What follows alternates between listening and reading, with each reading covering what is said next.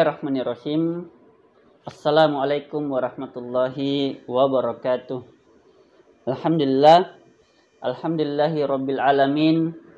Wassalatu wassalamu ala asrafil anbiya'i wal mursalin wa ala alihi wa ashabihi wa man tabi'ahum bi ihsanin ila yaumiddin. Amma ba'd.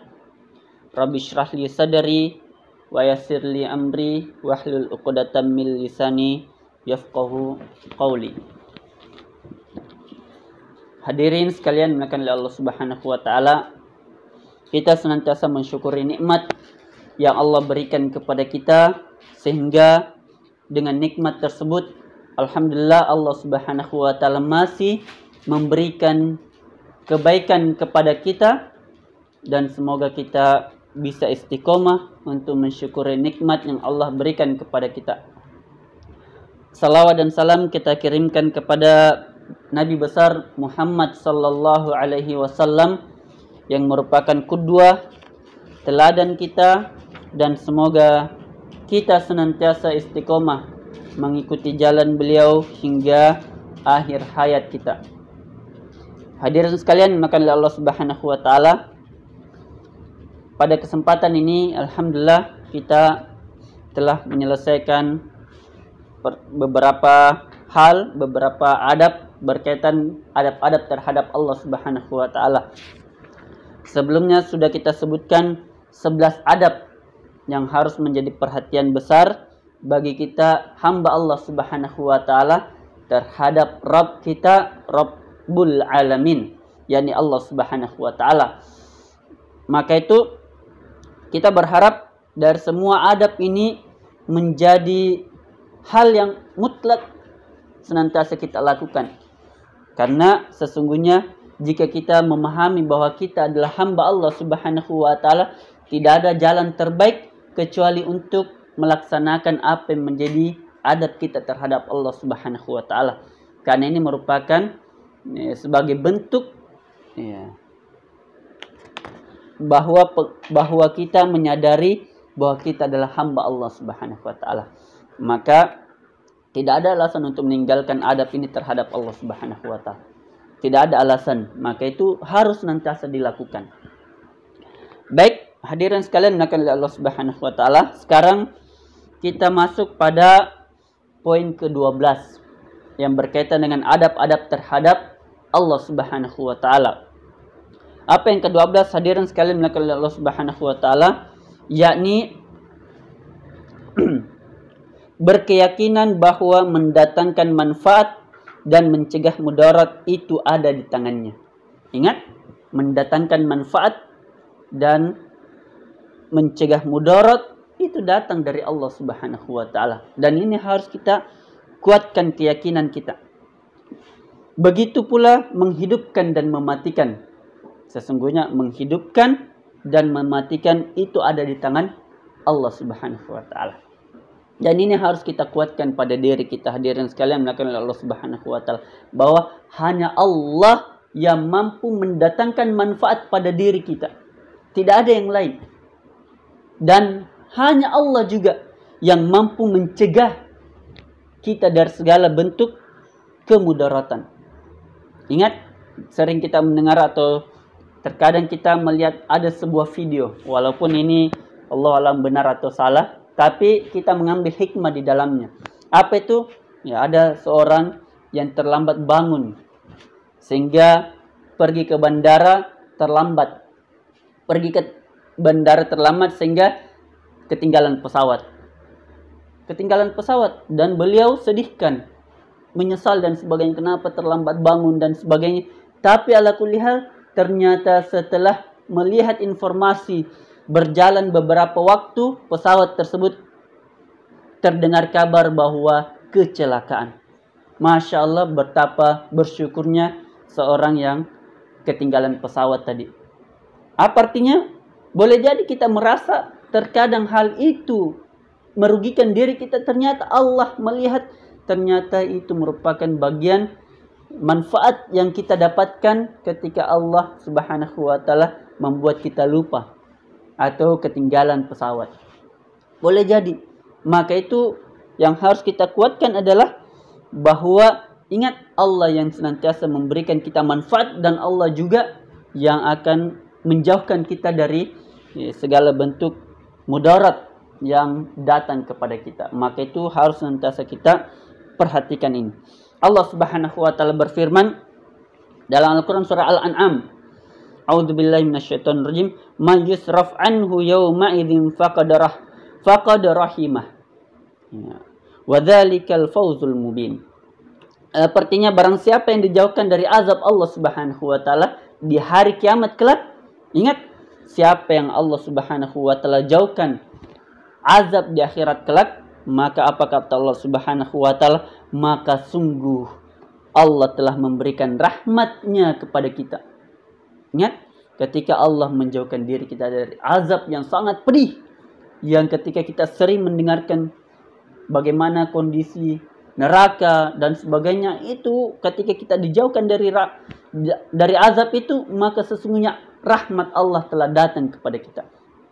Dan itulah keberuntungan yang nyata. Ingat hadirin sekalian oleh Allah Subhanahu wa taala, tidak ada keberuntungan yang terbaik, tidak ada keberuntungan yang nyata, tidak ada keberuntungan yang abadi kecuali ketika kita terhindar dari azab Allah Subhanahu wa taala. Bagaimana besar nikmat yang kita rasakan mengatakan bahwa beruntung kita mendapatkan pasangan yang cantik. Tapi sesungguhnya keberuntungan itu bukan sifatnya tetapi sementara. Semua sifat sementara. Terkadang kita merasa bangga mendapatkan pekerjaan yang tinggi, gaji tinggi, bahkan sehingga harta kita melimpah. Tapi sesungguhnya keberuntungan itu boleh jadi hanya sifat sementara di dunia ini. Dan tidak ada keberuntungan terbaik kecuali di akhirat kelak. Maka jangan pernah berbangga dengan apa yang kita miliki hari ini. Hadirin sekalian oleh Allah Subhanahu wa taala. Terkadang kita sudah berbangga misalnya mendapatkan keberuntungan hafal Quran 30 juz. Namun ternyata hafalan Al-Quran 30 juz hanya kita selesaikan di pondok saja. Tapi setelah selesai di pondok, namun qadarullah, Masya Allah, apa yang Allah perintahkan kita untuk tinggalkan, namun kita laksanakan. Apa yang Allah perintahkan kita untuk laksanakan, namun kita tinggalkan. Bagaimana mungkin kita mendapatkan keberuntungan yang kekal, keberuntungan yang sebenarnya ketika kita hanya hafal Quran ketika di pondok saja, ketika di momen-momen tertentu saja. Tapi setelah kita evaluasi, ternyata hafalan Al-Quran yang telah kita dapatkan dahulu, ternyata kita telah lupakan. Na'udzubillah min dzalik. Dan ini kita sedihkan hadirin sekalian. Maka itu ketika kita sadar bahwa keberuntungan yang paling utama, keberuntungan yang nyata, yang kekal, yang tidak akan kita rasakan kerugiannya adalah ketika kita dijauhkan dari azab Allah Subhanahu wa taala. Dan inilah manfaat yang besar yang Allah berikan kepada kita. Tidak ada yang mampu memasukkan kita ke dalam syurga Allah Subhanahu wa taala sebagai bentuk manfaat yang Allah berikan kepada kita kecuali Allah. Dan tidak ada yang mampu memasukkan atau menghindarkan diri kita dari neraka Allah Subhanahu wa taala yang merupakan azab Allah kecuali Allah Subhanahu wa taala. Maka itu hadirin yang dimuliakan oleh Allah Subhanahu wa taala, ini menjadi perhatian besar bagi diri kita yang mengaku sudah dekat kepada Allah Subhanahu wa taala, yang mengaku sebagai hamba Allah Subhanahu wa taala, bahwa ingat, kesempatan hidup di dunia ini, keberuntungan yang ada di dunia ini yang kita rasakan hari ini, itu belum merupakan keberuntungan yang hakiki yang kita akan rasakan ketika di akhirat kelak. Ingat, ketika Allah Subhanahu wa taala sebutkan may yusraf anhu yauma idzin faqad rahimah. Barang siapa yang dijauhkan dari azab Allah Subhanahu wa taala, maka sungguh Allah telah memberikan rahmat kepadanya. Dan inilah keberuntungan yang benar, kebermanfaatan yang paling utama yang kita cari. Sekarang coba kita evaluasi diri, hadirin sekalian oleh Allah Subhanahu wa taala. Apa yang kita cari di muka bumi ini? Kalau secara umum kita tanya mahasiswa misalnya, atau kita sebagai santri, atau kita sebagai siswa, kalau ditanya apa yang Anda ingin harapkan di dunia ini? Mendapatkan pekerjaan yang layak, bukan hanya layak gaji tinggi, bukan hanya gaji tinggi, tapi perumahan yang mewah, bukan hanya perumahan yang mewah, tapi pasangan yang cantik jelita bagi laki-laki, pasangan yang gagah, ganteng, kokoh, tegap, dan sebagainya bagi wanita. Tapi semua itu hadirin yang dimuliakan oleh Allah Subhanahu wa Ta'ala merupakan hal keberuntungan di dunia yang boleh jadi hanya sesaat saja. Hanya sesaat. Bahkan sangat singkat.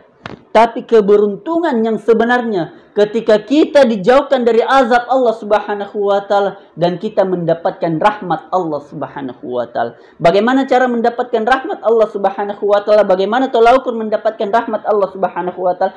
Ketika diri kita dimasukkan ke dalam syurga Allah Subhanahu wa Ta'ala dan ketika diri kita dijauhkan dari azab Allah Subhanahu wa Ta'ala. Bagaimana caranya?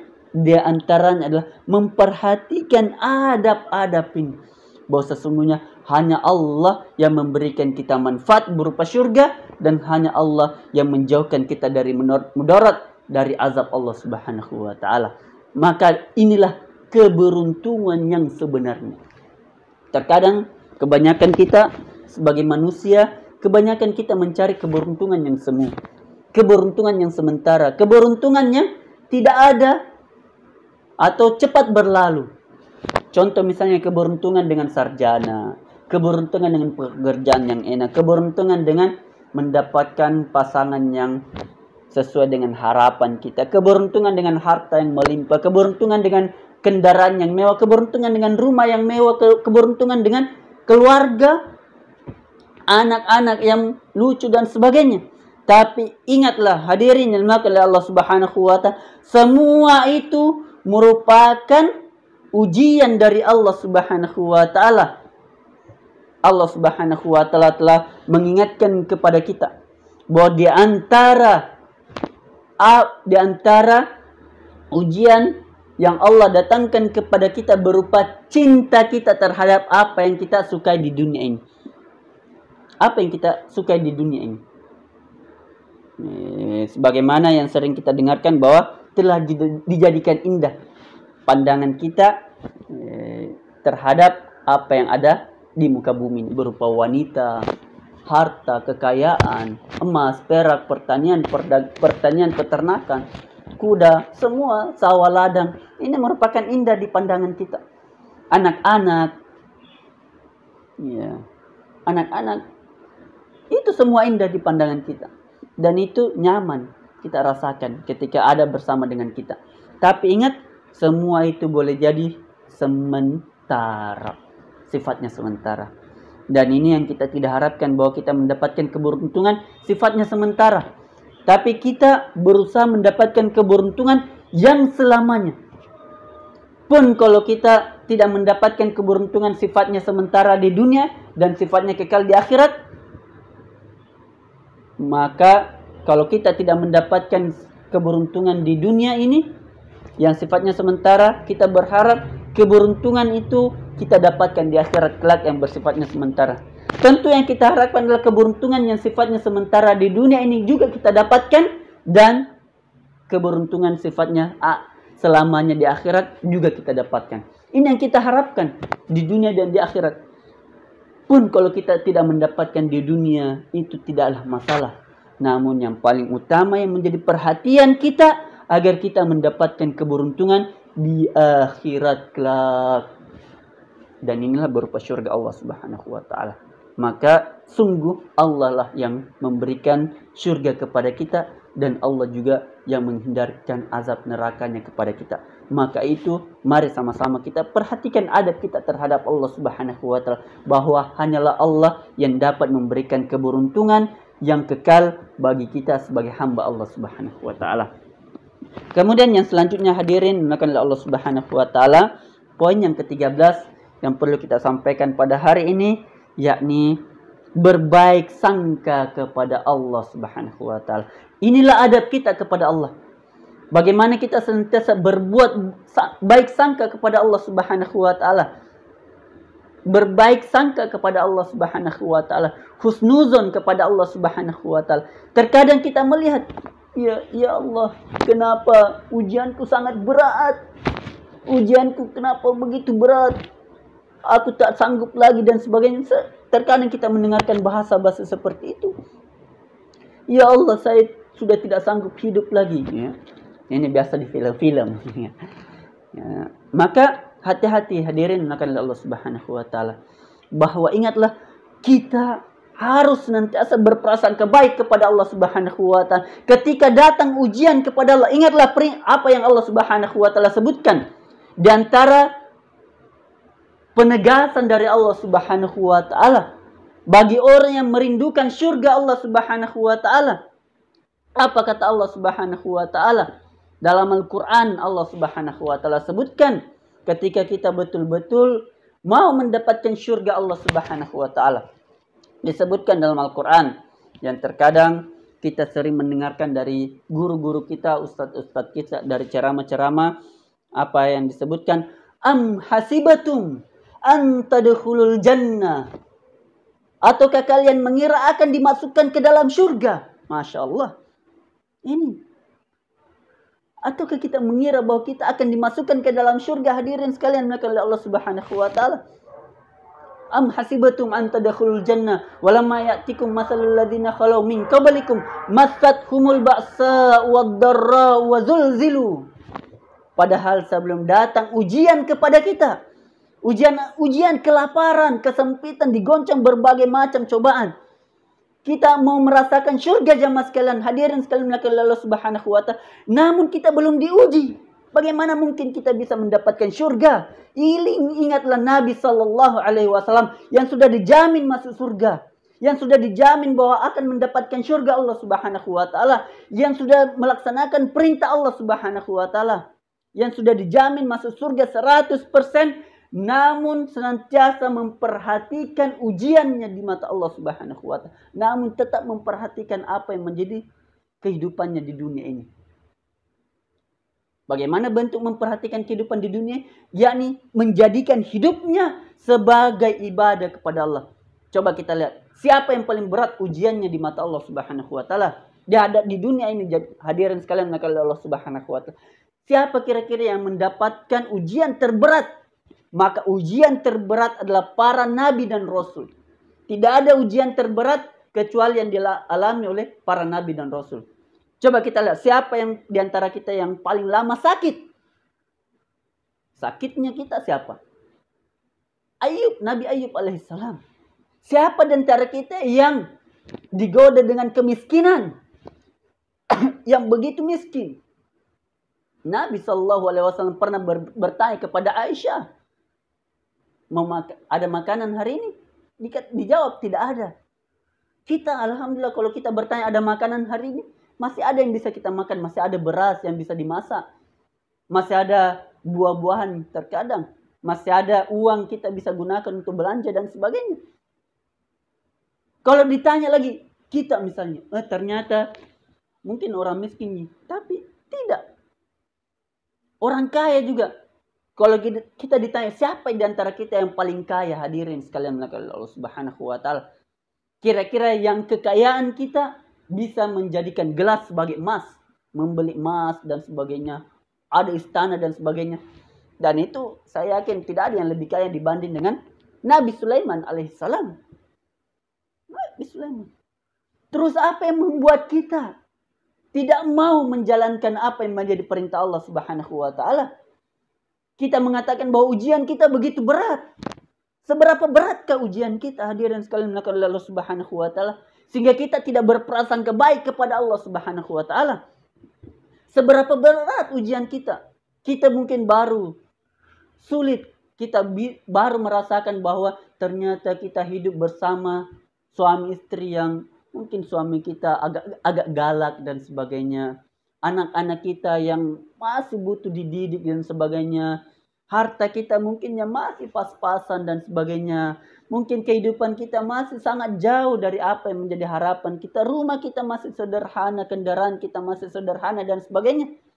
Waktu kita masih banyak yang kosong dan sebagainya. Itu merupakan bagian dari ujian. Tapi kenapa kita masih tidak berprasangka baik kepada Allah Subhanahu wa taala? Siapa yang melaksanakan perintah Allah? Namun ketika kita senantiasa melaksanakan perintah Allah, datang banyak ujian kepada kita, hadirin sekalian. Ujian kelaparan, ujian hubungan, ujian berbagai macam bentuk ujian. Namun yakin ketika kita sadar bahwa semakin datang ujian kepada kita, maka itu diantara cara Allah Subhanahu wa ta'ala boleh jadi ingin mengangkat derajat kita.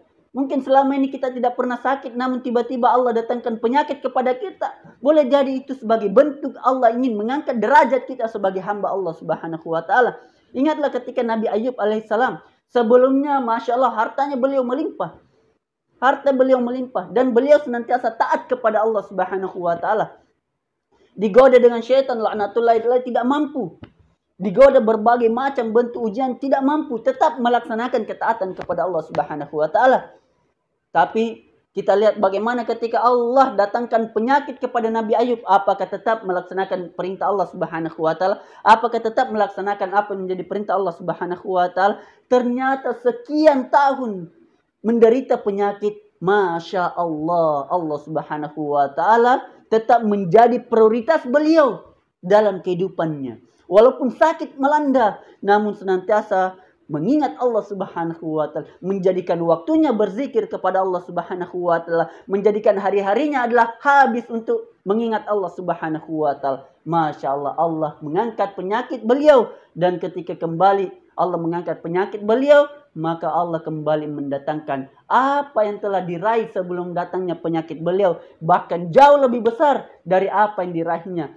Keluarga beliau kembali, harta-harta beliau kembali, bahkan lebih banyak lagi daripada sebelum-sebelumnya. Dan inilah nikmat yang Allah berikan kepada beliau di dunia dan apalagi di akhirat kelak. Sekarang kita evaluasi diri kita, hadirin sekalian oleh Allah Subhanahu wa ta'ala. Seberapa kuat keyakinan kita bahwa kita senantiasa berprasangka baik kepada Allah Subhanahu wa ta'ala. Seberapa kuat keyakinan kita bahwa kita telah berprasangka baik kepada Allah Subhanahu wa ta'ala, yang merupakan Rabbul Alamin, Rabb semesta alam, pemilik langit dan bumi, menguasai segala apa yang ada di langit dan bumi, semua mengetahui apa yang ada di langit dan bumi, dan semua apa yang ada di langit dan di bumi merupakan milik Allah Subhanahu wa ta'ala. Sehingga kita tidak mau berprasangka baik kepada Allah. Ingatlah hadirin dimakan oleh Allah Subhanahu wa ta'ala, bahwa apa yang kita dapatkan hari ini, apa yang kita peroleh hari ini datang dari Allah Subhanahu wa ta'ala. Allah Subhanahu wa ta'ala menyebutkan dalam Al-Quran, وَذَلِكُمْ ظَنُّكُمُ الَّذِي ظَنَنْتُمْ بِرَبِّكُمْ أَرْدَاكُمْ فَأَصْبَحْتُمْ مِنَ الْخَاسِرِينَ. Dan yang demikian itu adalah prasangkamu yang telah kamu sangkakan terhadap Rabbmu. Prasangka itu telah membinasakan kamu, maka jadikanlah kamu termasuk orang-orang yang merugi. Ingat, boleh jadi prasangka kita kepada Allah Subhanahu wa ta'ala menjadikan kita termasuk orang yang merugi. Maka kenapa kita senantiasa diperintahkan untuk bersangka baik kepada Allah? Ketika hari ini kita mendapatkan sekian, maka syukurilah.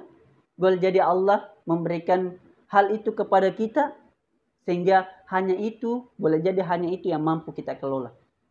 Pernah pengalaman kami membuat sebuah kegiatan, salah satu kegiatan yang kita harapkan banyak yang hadir. Namun pada saat itu yang hadir hanya 9 orang. Hadirin sekalian maka Allah Subhanahu wa ta'ala. Dan pada saat itu kami sampaikan ke tamu yang datang, yang pada saat itu akan memberikan materi. Saya sampaikan, Ustadz, hari ini hanya sekian orang yang hadir. 9 orang. Apa jawaban beliau? Masya Allah. Sampai hari ini saya ingat. Ini kejadian sekitar 5-6 tahun yang lalu. Apa jawaban beliau? Beliau mengatakan bahwa boleh jadi hanya 9 orang yang bisa kita kelola dengan baik.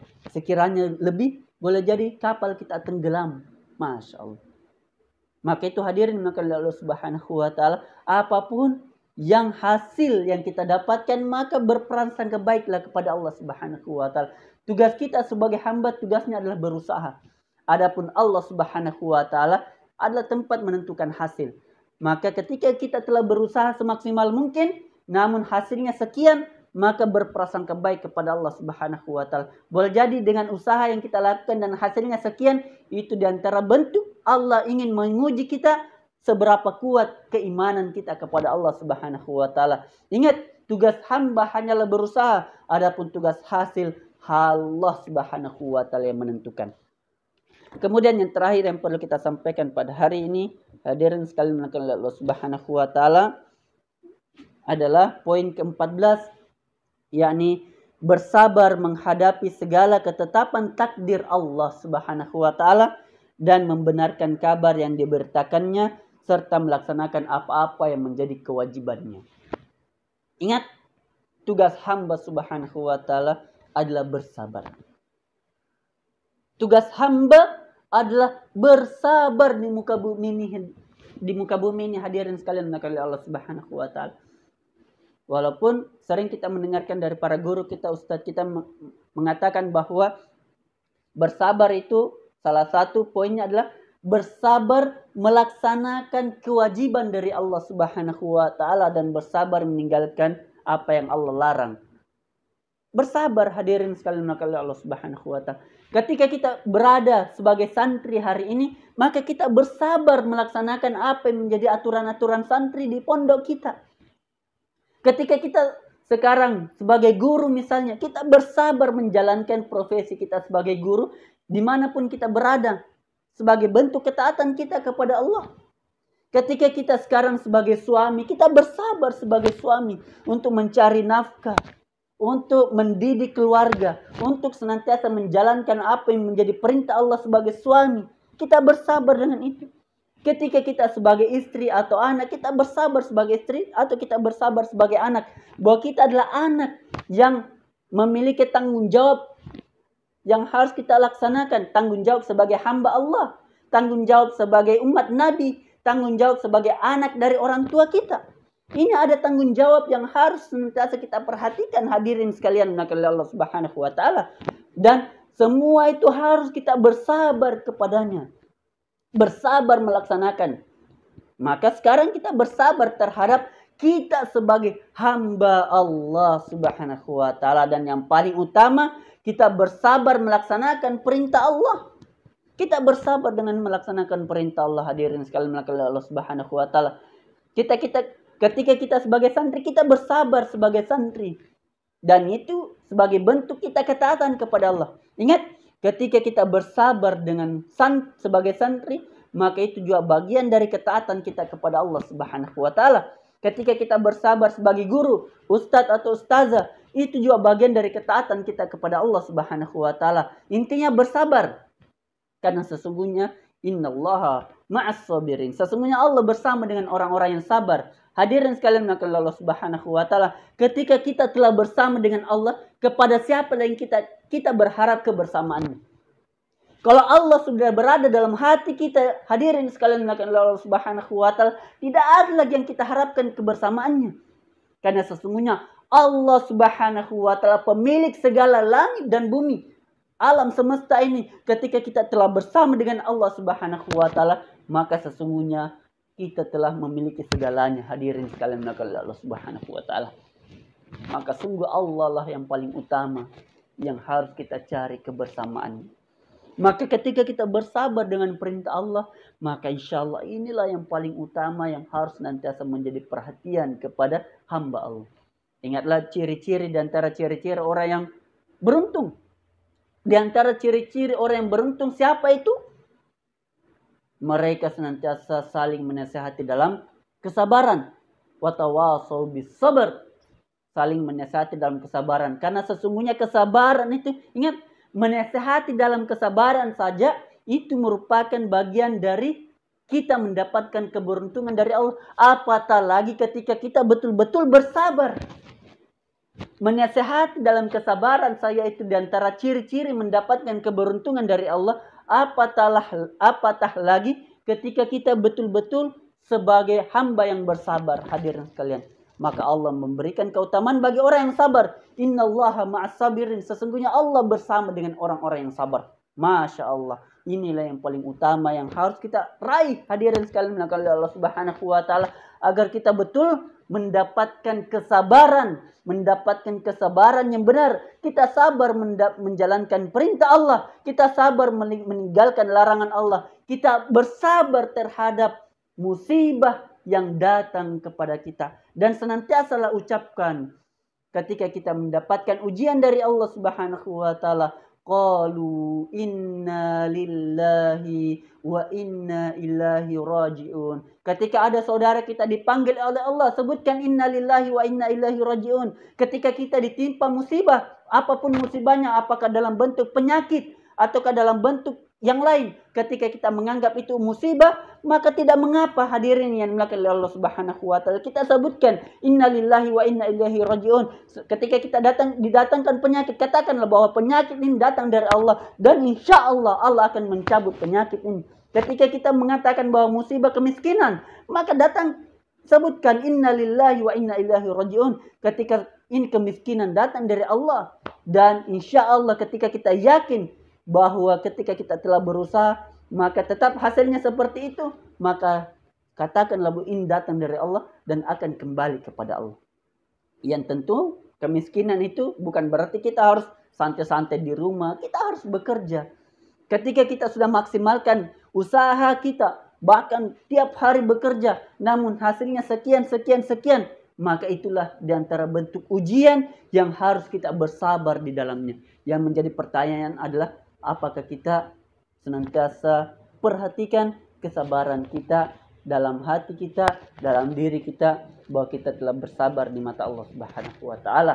Maka itu hadirin akan Allah Subhanahu wa taala, bersabar terhadap apa yang menjadi kewajiban kita terhadap Allah Subhanahu wa taala. Ini merupakan hal yang paling utama, bahkan yang harus senantiasa kita perhatikan pada diri kita. Barakallahu fikum, ini yang dapat kita sampaikan hadirin sekalian akan Allah Subhanahu wa taala.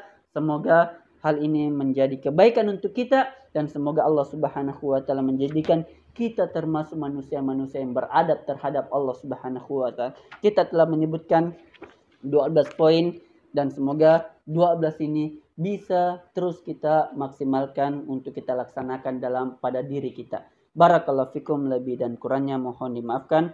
Segala kekurangan itu datang dari Allah datang dari diri kami pribadi, dan segala kebenaran itu mutlak datang dari Allah Subhanahu wa taala. Kita tutup dengan doa kafaratul majlis.